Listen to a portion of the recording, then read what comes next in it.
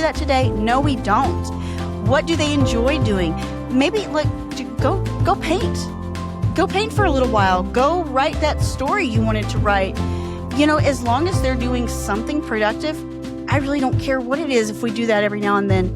And maybe sometimes we just take off for the day and the school books get laid aside, because relationships and character and learning how to deal with life is far more important than whatever that math concept was. Hey, everybody. I'm Amanda Wares, host of the Homeschool Show from North Carolinians for Home Education. I am here with our awesome co-host, Melanie Willis. Hey, Melanie. Hi there. And first up today is our homeschool happenings, brought to you today by Juan Guadalupe, our Region 8 liaison.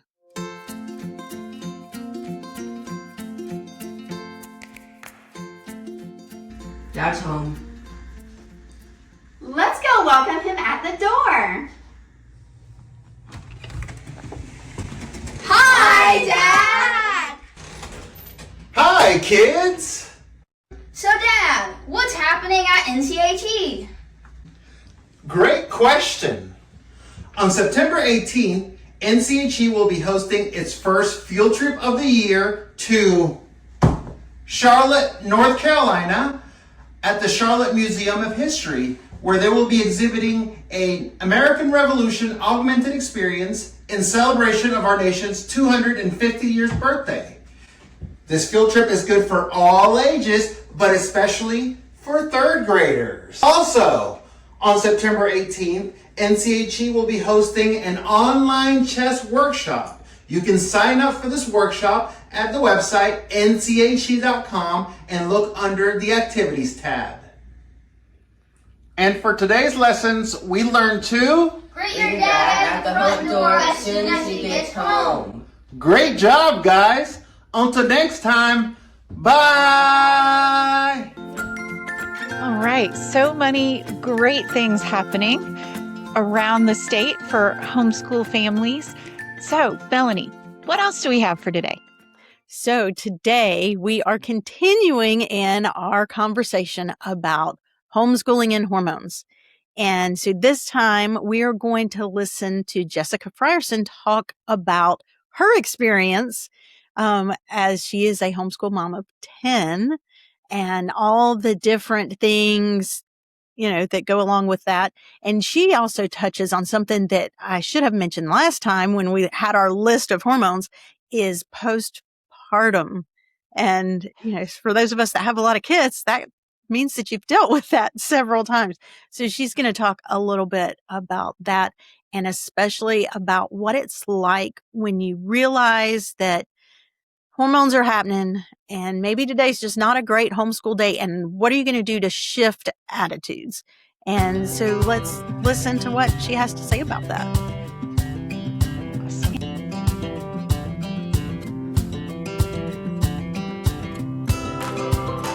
So I am here right now with Jessica Frierson. She is our media director here at NCHE. She's also a mother of 10 and a second generation homeschool mom. Yes, I am. So we are talking about hormones and homeschooling. So I guess with 10 kids, you know a little about hormones. We have hit a few hormonal bumps, you could say, along the way. Yes. We could go into the postpartum hormones, had plenty of those, obviously. And then, as they grow up, they hit that stage where the hormones can drive them. And I think one of the things I really learned as a homeschool mom is not to let the hormones drive the homeschool. There you go. That's perfect. Yeah. So, I love the flexibility. And that's the thing I always talk about, the flexibility of homeschooling. It just seems like I always come back to that. And it's one of the things I have to mentally come back to. And so one thing I've learned in hitting those, whether it's, postpartum or whether it's perimenopause or when those teenage hormones really kick in, is, hey, you know what? We don't have to push and deal with that today. We can just pull back and just focus on each other. And hey, what do you need? You know, do you need to take a little break? That's fine. And honestly, it took me a few kids to realize that. So apology to the older ones that I didn't really grasp It's okay. They that. learn new coping skills. Oh, yes. And I think when you talk about the flexibility of homeschooling, and as often as I talk about that, how few times I remember when I'm trying to push through my own day that, hold on, I can stop this and I can shift. Yes. What would a shift look like? A shift might look like we do something different today for school. So, for example, what is that? Say it's the kid going through it. What's going to be their hard subject anyway? Do we have to do that today? No, we don't. What do they enjoy doing? Maybe go paint. Go paint for a little while. Go write that story you wanted to write. As long as they're doing something productive, I really don't care what it is if we do that every now and then. And maybe sometimes we just take off for the day and the school books get laid aside because relationships and character and learning how to deal with life is far more important than whatever that math concept was. Right.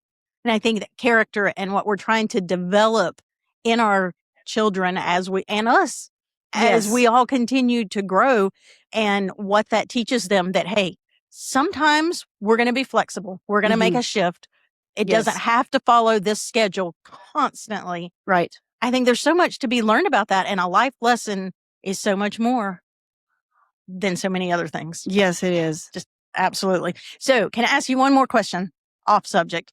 So as you've gone through this journey, it's a lengthy journey. What would you consider to be your biggest struggle? The homeschooling journey, I would say the biggest struggle for me, and this is being really open here, is we have, as you said, 10 children. They're 22 years apart from the oldest to the youngest. And you know what? That's a really long time of parenting. Just constant. Yes, it's the day in and day out. And so as homeschool parents, in a way, I think that makes it easier, because if I had to get everybody on that school bus for 38 years, it just wouldn't be happening. But there's also on the other side, day in and day out, it just gets tired. Yeah. So what I've learned is some of those things that as a parent, you think well, one day we'll do that.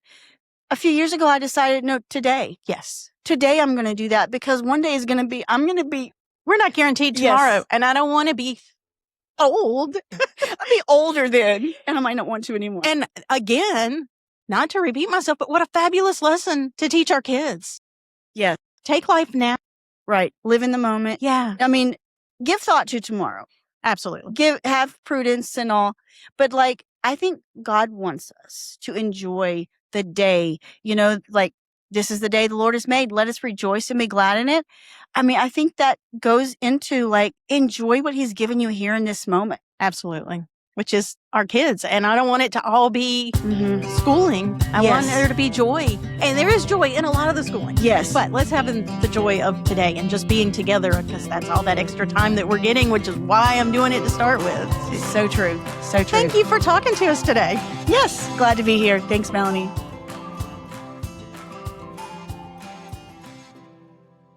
Wow. I'm always so in awe of Jessica anyway, because she has so many children and she seems always just put it together. But to hear from these moms that I have always admired, and they'd be so real, so transparent about the real life that we all face, I mean, I have had a new baby and been homeschooling and been through the postpartum depression and all of that. That was encouraging to me. So I hope all of you out there, it was encouraging to you as well. How about you, Melanie? Well, again, just that she's really real about stuff, and it is encouraging on so many levels. But just that, it's an inspirational type thing.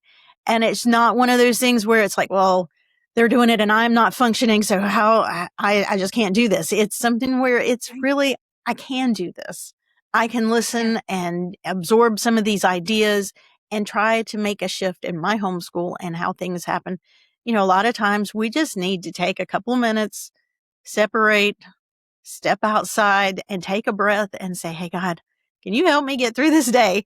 And go back in and say to your students, hey, this isn't working. Is it, what can we do to change the narrative here? What can we do to make us have a good day together?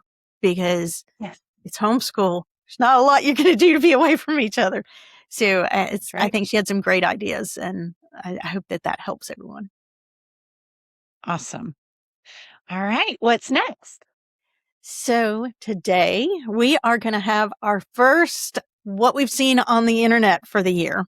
And we just have one question for you, Amanda. So this is not anything new, but I like how real this mom is. And she posted, I would love to homeschool my special needs child this year, but Raleigh says that I still need to give the test at the end of the year, even though my child can't read or write. Raleigh also said I needed to research where to find the test that is appropriate for my child, which I don't know if there are any since he can't hold a pencil. Any insight would be helpful. This is one of those questions that we hear, I think, every single year, maybe multiple times a year, and that families face, these real families face this issue all the time. In North Carolina, there is no special part of our law. There is nothing different as far as legal requirements, whatever, for special needs kids. So the law is the law is the law. So we still have to do all those things, even if your child is completely nonverbal, even if they are not able to hold a pencil, all of those things, including testing. Yes, you have to administer a test. Now, here's the really important thing to keep in mind, especially if you have a kid that has some significant special needs that they're not able to really perform on a standardized test. How does that even work? Here's the important thing to remember. The law says we have to administer a nationally normed standardized test. Okay. There is no pass or fail. There is nothing in the law about what score they get. There's no benchmark. There's nothing in the law about what grade level tests you have to give. Legally, the law just says you have to give a test. Now, there are some options out there that might be more appropriate for your child, depending on the level of special needs, the level that they're functioning at. There might be a test that would be appropriate for them. There's one out there called the Brigance that we recommend. Sometimes it's more geared for developmentally, more on a preschool level. So for some kids, that might be an appropriate test to give. A lot of times we, for a little bit higher functioning, we recommend the Woodcock-Johnson test. That is given by a certified administrator. Sometimes it's almost all out loud. So if they can't read or write, that's okay. There'll be a reading portion, but obviously if they can't do that, that's fine. But really, what I recommend most often for kids like this one, it sounds like, that just is not developmentally on a level of being able to answer questions of any sort, buy a test. The cheapest, easiest option that you can find. Usually that is the California Achievement Test. Usually you can get it for about $20 or $25. Put your child in front of the test. Turn it on. If it's online, there is an online option, or if it's paper, put it in front of them. Set a timer for 5 minutes, whatever you want to do, whatever feels appropriate in your house. And then take the test away, turn it off if it's online, and say, okay, done, check. They may get, your results will say 0, whatever the score is, whatever. But in that situation, all you're doing is jumping through that legal hoop. So that's what I recommend most often for kids that are in this kind of situation. Depending on levels, there are some other options out there. You can also go to our special needs homeschooling page. If you go to nche.com/helps and look for the special needs homeschooling page, there's information on there specifically about testing special needs kids and where to find these different kind of tests and what to think about that. So I hope that is helpful for you. Just know that you are not alone. There are a lot of families out there that are dealing with this exact issue.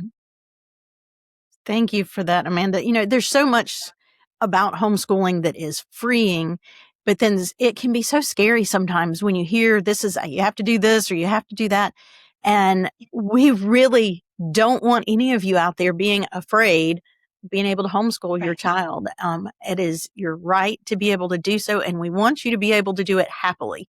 And so anytime that you have a question, please reach out to us. And if there's anyone that has gone through this before and has suggestions for this mom, please comment below and let us know what you have done for your testing. And we just want to help everyone that we possibly can. So please reach out for anything. Be sure to check out everything on the NCHE website. There are tons of resources out there and lots of people to help you homeschool. Yes. Homeschool and hormones. Homeschool y hormonas. Hola, hola, por aquí Luz Velázquez, your multicultural liaison. Luz Velázquez, tu enlace multicultural en español para NCHE. Y hoy quiero rapidito tocar un tema que es muy importante y muy, muy valioso. Un tema que pareciera un tema tabú. Y es el tema de las hormonas. Today I want to talk to you very, very quick about a topic that seems to be kind of taboo. And it's about hormones and homeschool, how those both things mix together. Well, this is how it mixes together, look. With a hand fan. Yes, hormones and homeschooling.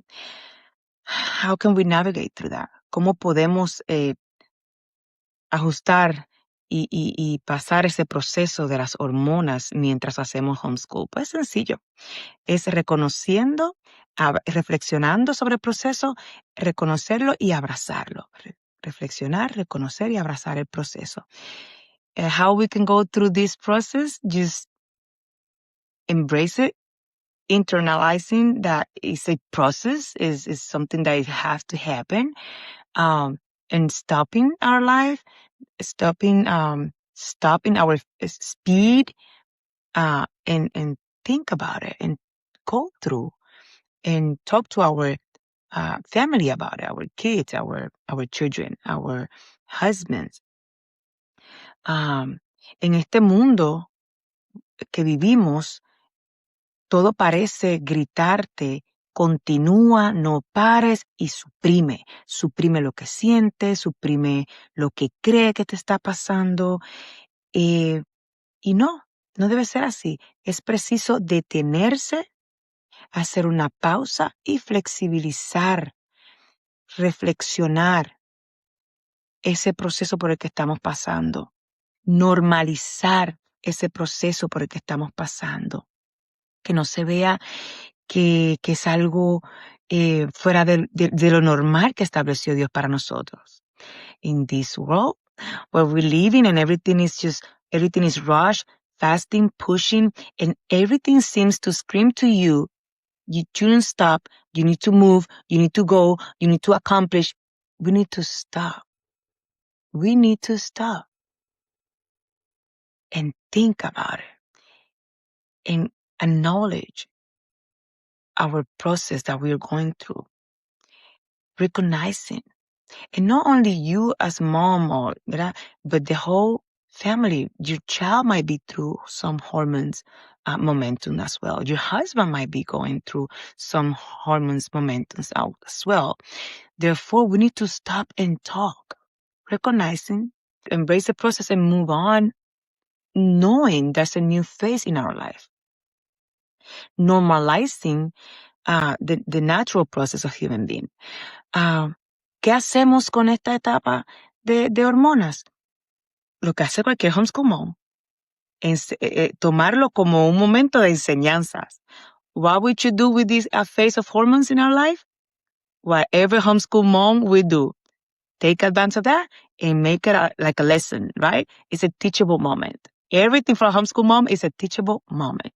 So, through this process, we can teach our children what is the real, normal, regular process that the Lord meant to be to our body, for us, females and male. We can add vocabulary about hormones, which one are doing what and are what for. Podemos añadir vocabulario en la, ¿verdad? En la enseñanza de nuestros hijos. ¿Qué hormonas son cuáles? ¿Qué funciones tienen cada hormona? Podemos tomar esto como enseñanza de la naturaleza, de la maravillosa obra que Dios hizo en nosotros, especialmente en el mundo que vivimos hoy día de tanta confusión. Especially in this moment of such a confused world for teenagers, for our children.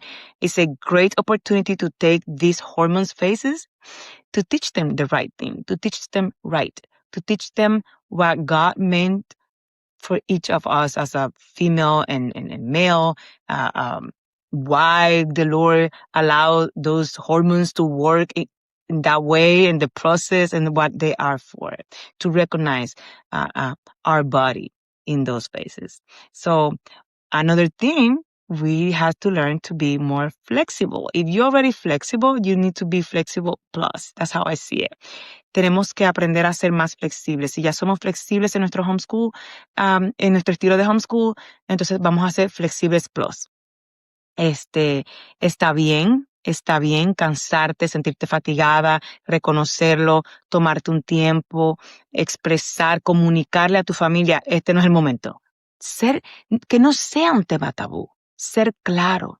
It is okay to acknowledge and let them know, let your whole family know, the children know, your husband know, hey, look, I'm feeling fatigued, tired, don't talk to me right now like that.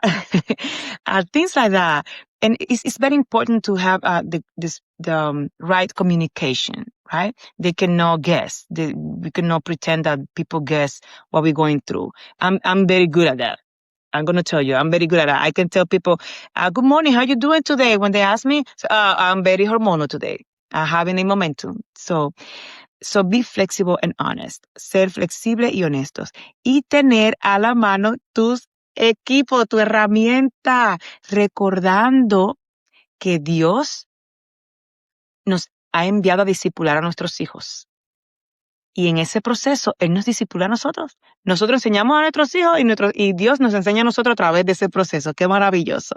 We need to remember, first, to have our tools in hands. And remember that this homeschool thing is beyond academic, beyond curriculums. It's about discipleship of our children. And through that process, God also discipleship us. God teach us at the same time that we teach them, right? And it's discipleship.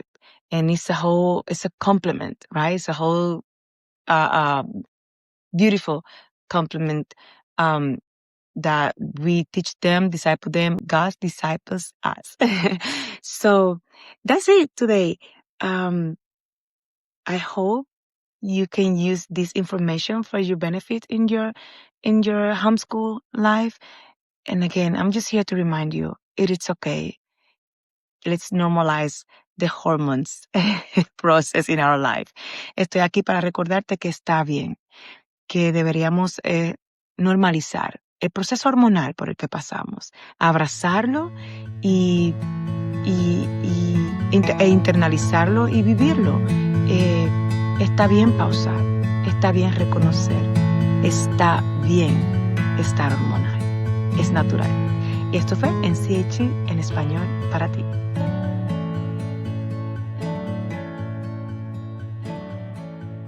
Definitely. Awesome. All right. I think that's all we have for today. Is that right, Melanie? That is right. All right. So everybody out there, I hope that you have been encouraged. I hope that you have been helped in some way, blessed by this episode. We are here for you. You know, our goal at NCHE, we always say, because it's our mission statement, we want to help you homeschool with confidence and joy. And that is true when you're dealing with postpartum hormones. That is true when you are homeschooling a special needs child and figuring out your testing options. That is true when you are looking for field trips and things going on. So all parts of this show, whenever we put them together, it is for that goal of helping you homeschool with confidence and joy. So until next time, bye-bye.